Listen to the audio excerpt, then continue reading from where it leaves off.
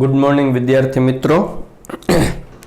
ગઈકાલે આપણે રુધરફોર્ડનો નમૂનો હતો, એમાંથી રુધરફોર્ડના નમૂના પ્રત્યે આટલી નોંધ લેવાની, એના આ તારણો છે અને પછી એણે એક મોડલ રજૂ કર્યું કે પરમાણુ કેવો હોય. આ બધું આપણે ગઈકાલે ભણી ગયા હતા, તમારી ટેક્સ્ટબુકમાં પણ આપ્યું જ છે, સેમ ટુ સેમ જ છે. ખાલી આપણે રિવિઝન કરી લઈએ કે રુધરફોર્ડ છે એણે શું નોંધ લીધી હતી, તો કે મોટા ભાગના જે આલ્ફા કણ હતા એ વિચલન થયા વગર સીધા પસાર થઈ ગયા હતા. પછી ખૂબ જ ઓછા પ્રમાણમાં છે એ શું થયું હતું, વિચલન કેને કહેવાય, તો કે પોતાની ગતિ હોય એની અંદર છે એ કોઈ અડચણ આવે તો પોતાનો રસ્તો બદલી દે, આ ઘટનાને શું કહેવાય, વિચલન. તો જે વિચલનનો જે ખૂણો હતો જવું જોઈએ આમ, તો બહુ મોટો એંગલ નહોતો. કેવો એંગલ હતો, તો કે ખૂબ જ નાના ખૂણાએ વિચલન થયું હતું. આ રેશિયો બધાને ખ્યાલ છે કે 20,000:1 બરાબર છે, એટલા છે એ 20,000 પાસ થયા ત્યારે માંડ 1 છે એ અથડાઈને પાછા ફર્યા હતા. બરાબર છે. એના ઉપરથી એણે તારણો શોધ્યા. શું કીધું, તો કે એનો મિનિંગ એવો થયો કે પરમાણુનો મોટો ભાગ કેવો હોવો જોઈએ, તો કે ખાલી હોવો જોઈએ, તો જ છે એ પસાર થઈ ગયા હોય. પછી થોડાક જ આલ્ફા કણ વિચલિત થયા, એટલે કે ઘણા બધા કણ આની ઉપર પરમાણુ હોય એની ઉપર કેટલા બધા પાર્ટિકલ્સ, કેટલા બધા આલ્ફા કણ એઝ ઇટ ઇઝ નીકળી ગયા હતા. માત્ર જે કેન્દ્રમાં ભટકાણું તો એ જ પરત ફર્યો હતો. તો એનો મતલબ કે જો આયા ધન વીજભાર હોય તો એ ખૂબ જ નાના કદમાં કેન્દ્રિત થયેલો હોવો જોઈએ. જે ભટકાઈને પાછો આવ્યો હતો એ જગ્યા ખૂબ જ કેવી હોવી જોઈએ, તો કે નાની. તો આપણને ખ્યાલ જ છે કે ન્યુક્લિયસ છે એ કેવડો હોય, તો કે આખા પરમાણુનો 1,00,000માં ભાગમાં કોણ હોય, તો કે એનું ન્યુક્લિયસ. તે પરમાણુની ત્રિજ્યા કેટલી છે, 10⁻10 મીટર, એટલે આને 1 એંગસ્ટ્રોમ પણ કહેવાય. અને કેન્દ્રની ત્રિજ્યા કેટલી હોય, તો કે એના કરતાં પણ હજી 10⁵ જેટલી, એટલે હજી એને ભાંગા તમે 1,00,000 કરો ત્યારે આ જવાબ આવશે. આના કરતાં જવાબ નાનો કહેવાય તો બધાને ખ્યાલ જ હશે. એટલે એમણે લખ્યું છે કે પરમાણુ કરતાં તેનું કેન્દ્ર એટલે કે ન્યુક્લિયસ, એને કેન્દ્ર કહેવાય, ન્યુક્લિયસ કહેવાય, નાભી કહેવાય, એ શબ્દ આપનાર છે એ રુધરફોર્ડ હતો. અને કેટલું હોય, તો કે 1,00,000માં ભાગ જેટલું. તો આ થઈ ગયો રુધરફોર્ડનો નમૂનો.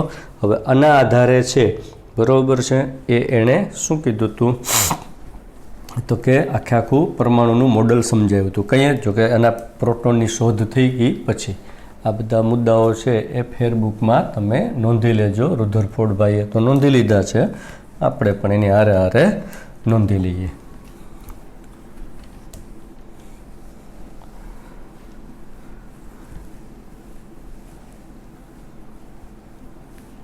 હવે એના આધારે એણે શું કીધું છું, તો કે સૌ પ્રથમ છે એ પેજ નંબર 32 ઉપર તમે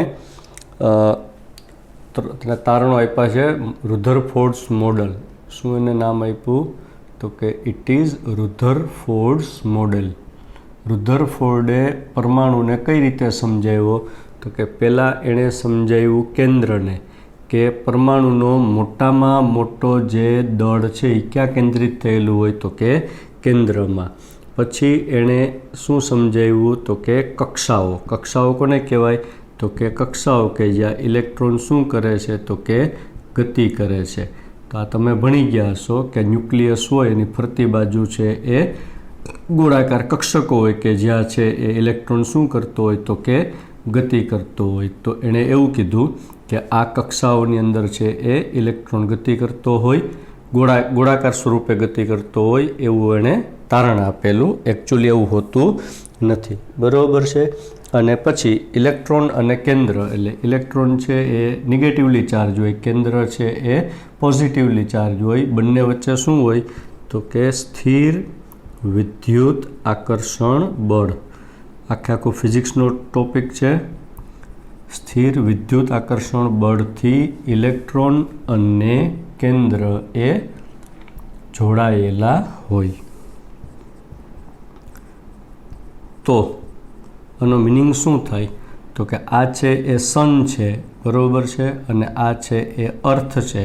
તો સન અને અર્થ એ એકબીજા સાથે ગુરુત્વાકર્ષણ બળથી જોડાયેલા હોય. એમ આયા પ્રોટોન અને ઇલેક્ટ્રોન હોય તો એકબીજાથી સ્થિર વિદ્યુત આકર્ષણ બળ, એને કહેવાય ઇલેક્ટ્રોસ્ટેટિક ફોર્સ. શું કહેવાય એને અંગ્રેજીમાં, ઇલેક્ટ્રોસ્ટેટિક એટલે સ્થિર, ઇલેક્ટ્રોસ્ટેટિક ફોર્સ.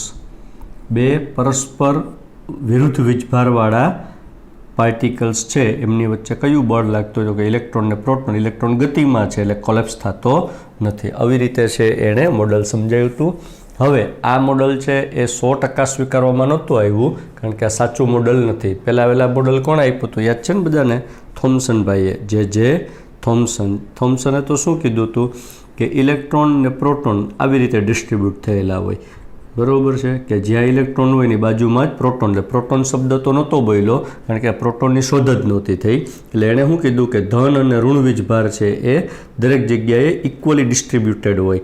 પણ જ્યારે પ્રોટોનની શોધ થઈ અને રુધરફોર્ડ છે એણે પેલો સોનાના વરખનો જ એક્સપેરિમેન્ટ કર્યો અને પછી કીધું કે ભાઈ ઇલેક્ટ્રોન જ હોય આયા, પ્રોટોન તો સેન્ટરમાં હોય, એટલે આ મોડલ છે સંપૂર્ણ ખોટું પડ્યું. પછી ધીમે ધીમે અલગ અલગ નવા મોડલ્સ છે એ આવતા ગયા. હવે એકચ્યુઅલી હું તમને સમજાવું તો તમને લોકોને ખ્યાલ હશે કે પહેલાં લોકો શું માનતા હતા કે પૃથ્વી સ્થિર હોય અને સૂર્ય એની ફરતી બાજુ છે એ પરિક્રમા કરતો હોય. આયા કોણ હોય? સૂર્ય. અને આયા કોણ હોય? પૃથ્વી. આવું 400 વર્ષ સુધી ચાલ્યું હતું. ખોટું, બરાબર? 400 વર્ષ સુધી લોકો આવું માનતા હતા. પછી પેલો કોપરનિકસ હતો, એણે પહેલાં કીધું કે ભાઈ સૂર્ય સેન્ટરમાં હોય ને પૃથ્વી ફરતી હોય, તો એને જેલમાં પૂરી દીધો. તો શું કામ હતું કે ભાઈ એને અપમાન કર્યું હતું વગેરે વગેરે બધું ચાલ્યું હતું. તો એનો મિનિંગ એવો થયો કે આ એક મોડલ જ થયું, તો આ ખોટું મોડલ છે, બરાબર, છતાંય આપણે સમજવા માટે છે. એમ બધાય મોડલ કઈ રીતે આવ્યા, એ જે ખોટા મોડલ છે એ આપણે સ્પીડમાં જવા દઈએ છીએ, બરાબર છે, નીટ સિલેબસમાંથી પણ નીકળી ગયું છે. પરંતુ જે સાચું મોડલ છે ક્વોન્ટમ મોડલ, એ આપણે સરસ રીતે અને ડિટેલમાં ભણશું. તો બાળકો અત્યાર સુધી આપણે શું ભણ્યા? તો કે થોમ્સનનું મોડલ, એના પછી રુધરફોર્ડનું મોડલ. હવે રુધરફોર્ડ છે, બરાબર છે, એનું મોડલ શા માટે સ્વીકારવામાં નહોતું આવ્યું? તો કે એના ઘણા બધા રીઝન્સ હતા. એને પહેલો પ્રશ્ન એવો કરવામાં આવ્યો હતો કે પૃથ્વી અને સૂર્ય વચ્ચે તો બહુ મોટું અંતર છે, બરાબર છે, પણ ઇલેક્ટ્રોન ને પ્રોટોન તો સાવ બાજુમાં છે. તો ઇલેક્ટ્રોન ને પ્રોટોન બાજુમાં હોય, બે વચ્ચે આકર્ષણ બળ હોય, તો અમુક સેકન્ડની અંદર છે એ ઇલેક્ટ્રોન છે એ ન્યુક્લિયસમાં શું થઈ જવું જોઈએ? આમ આયા ન્યુક્લિયસ હોય અને આ ઇલેક્ટ્રોન ગતિ કરતો હોય, આકર્ષણ બળને કારણે એ નજીક આવતા ન્યુક્લિયસમાં કોલેપ્સ થઈ જશે, સમાઈ જશે. તો રિયલમાં તો એવું થતું નથી. તો એને પૂછ્યું કે કેમ એમ નથી થતું? તો એ સમજાવી શક્યો નહોતો.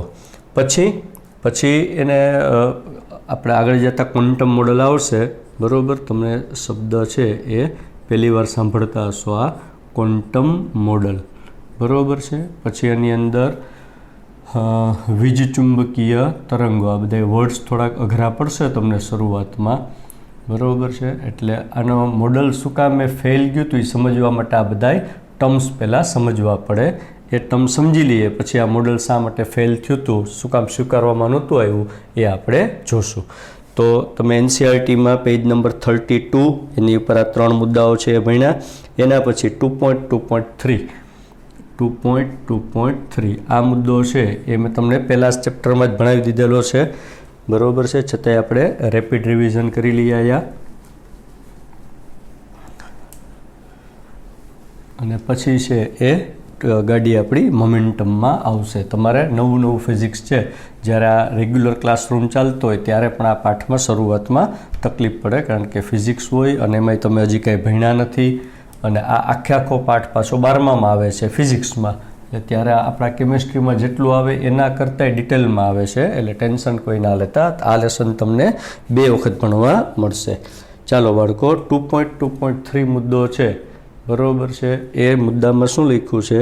તો કે એટોમિક નંબર અને એટોમિક માસ નંબર, એટલે કે પરમાણુ ક્રમાંક, બરાબર છે, પરમાણુ ક્રમાંક, અને બીજું શું આપ્યું છે? એટોમિક માસ નંબર. એટલે એને ગુજરાતીમાં શું કહેવાય? તો કે દળ ક્રમાંક, બરાબર છે. પરમાણુ ક્રમાંક અને દળ ક્રમાંક. અંગ્રેજીમાં ને તમારે યાદ રાખજો, it is called atomic number and this is called atomic mass number, બરાબર. તો આઈ ડોન્ટ થિંક આમાં કંઈ તમને મારે ભણાવવું પડે. Repeat revision. ક્લોરિન 17 અને આયા 35. તો આ 17 છે એને શું કહેવાય? તો કે એટોમિક નંબર, અને આ છે એને કહેવાય એટોમિક માસ નંબર, બરાબર છે. પછી હાઇડ્રોજન છે તો 1H1, 1H2 અને 1H3. તો એકબીજાના શું કહેવાય યાદ છે ને બધાને? They are called isotopes. ગુજરાતીમાં એને શું કહેવાય? તો કે સમસ્થાનિકો. બરાબર. અને એના પછી છે એ જ સમસ્થાનિકો કોને કહેવાય? તો કે સમાન પરમાણુ ક્રમાંક, પરંતુ તેમના જુદા જુદા શું હોય? તો કે દળ ક્રમાંક. એટલે કે એટોમિક માસ છે એ ડિફરન્ટ હોય, પણ એટોમિક નંબર છે એ કેવો હોય? સેમ હોય. તો હવે આવા બધા કાર્બનના પણ આપ્યા છે, ઓક્સિજનના, પછી ક્લોરિનના વગેરે વગેરે ઘણા બધા એલિમેન્ટ્સ છે એના સમભારિકો અને સમસ્થાનિકો એટલે આઇસોટોન્સ. એના પછી નવી ડેફિનેશન છે એ આઇસોટોન્સ, પછી છે એ આઇસોબાર. બરાબર છે. અને ત્રીજું છે આઇસોટોપ્સ. આ એમ મને યાદ છે કે મેં તમને વિડીયોમાં આ ત્રણેય ટર્મ્સ છે સરળતાથી સરસ રીતે સમજાવી દીધા હતા, તો કાંઈ જરૂરી નથી. તો ડાયરેક્ટ છે એના ન્યુમેરિકલ આપણે સ્ટાર્ટ કરી દઈએ. તો 2.1 કોયડા નંબર 2.1 શું કીધું છે? તો કે બ્રોમિન 3580. બ્રોમિન આયા 35 અને આયા 80 માં પ્રોટોન, ન્યુટ્રોન અને ઇલેક્ટ્રોનની સંખ્યા શોધો. તો જુઓ જી, આ નીચે એટોમિક નંબર લખ્યો છે એ શું દર્શાવે? તો કે પ્રોટોનની સંખ્યા. એટલે પ્રોટોન કેટલા હોય? 35. તટસ્થ પરમાણુ હોય તો જેટલા પ્રોટોન હોય એટલા જ શું હોય? ઇલેક્ટ્રોન. અને આ માઇનસ આ એટલે કેટલા આવશે? 45. એ શું દર્શાવે? તો કે ન્યુટ્રોનની સંખ્યા. MCQ પૂરો.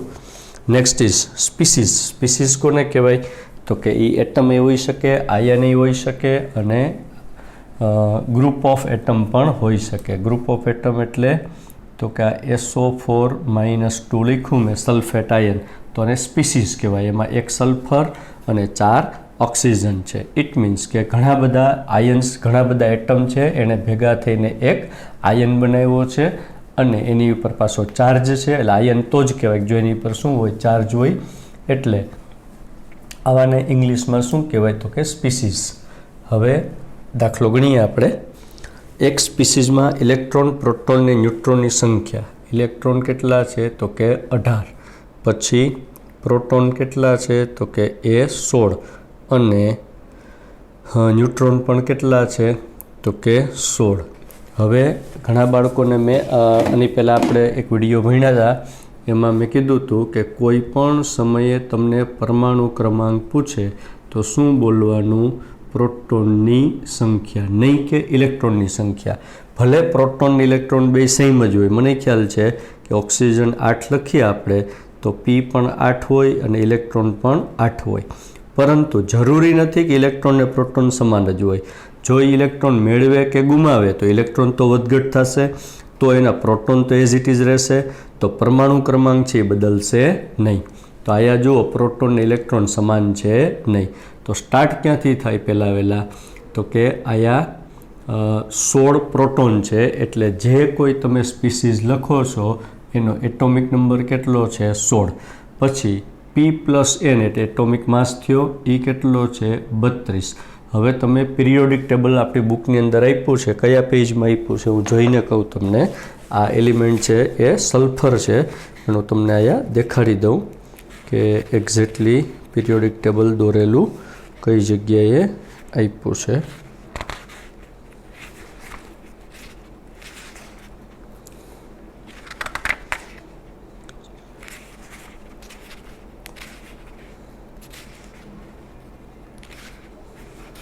ક્યાં વયું ગયું હશે?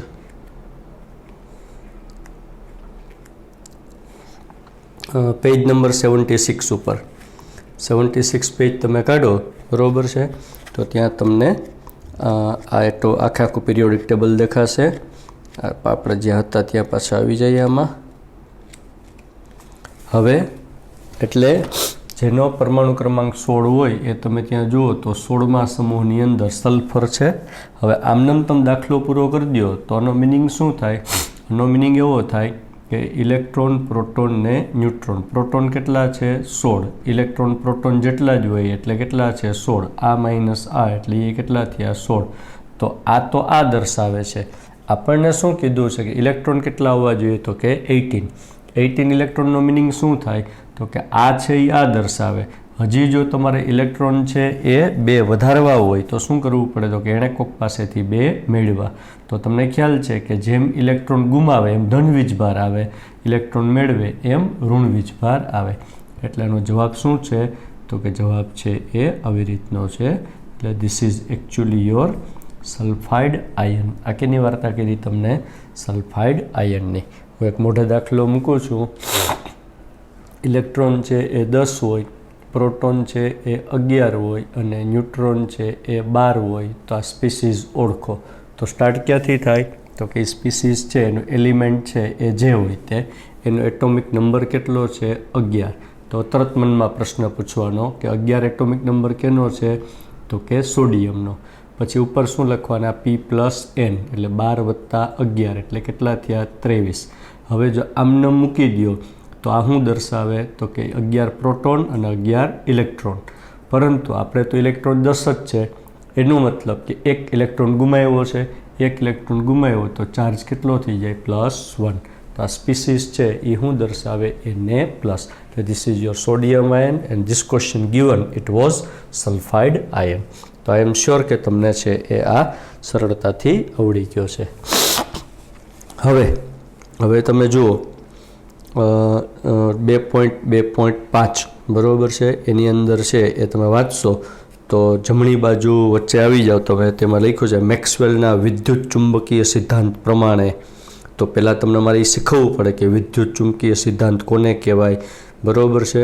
પછી આની અંદર ચિરસંમત યંત્રશાસ્ત્ર એટલે એટલું અઘરું ગુજરાતી મૂક્યું છે. ક્લાસિકલ મિકેનિક્સ બરાબર છે, ન્યૂટન મિકેનિક્સ વગેરે.